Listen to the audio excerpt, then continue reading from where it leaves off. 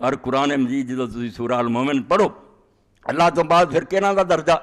اللہ دے وہ فرشتے جنہوں نے اللہ دا عرش اٹھایا اور دے گرد ہر وے کھڑے قرآن نے انہوں دا ذکر کیتا کہ گل سن لا تیری ایڈی شان ہے توبہ کرنے والی کہ الذین یحملون العرش ومن حولہ جنہوں نے عرش اٹھایا اللہ دا اور جڑے وہ ارد گرد فرشتے ہیں یسبحون بحمد ربہم وہ ایک تے ہر وقت اپنے رب دی تسبیح کر دے حمد کر دے سبحان اللہ و بحمد طواف جاری عرش دا ہر وے چکر لگا رہا ہے ویؤمنون بھی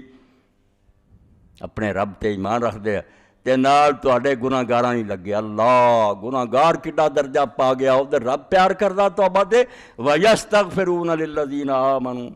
تے جڑے ایماندار لوگ معافیاں منگن والے انہاں لئی اللہ دے فرشتے بھی لگے اللہ دی تسبیح دے نال وہ اس کم چی لگے ہیں کہ اللہ جے تیرے بندے پل گئے ملائکہ مقربین عرش اٹھاؤن والے وہ انہاں گناہ گار انساناں دے حق دعا کر دے ربنا وسعت کل شیء رحمتا و علما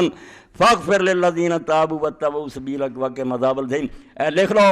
24واں پارہ سورہ المومن ایتاں یاد کر کے نا ربنا تو روزانہ اپنیاں نمازاں دعائیں کرو تاکہ جنہیں آندے نا ختم دعاؤں تے آؤ سب مسئلے حل ہو جانا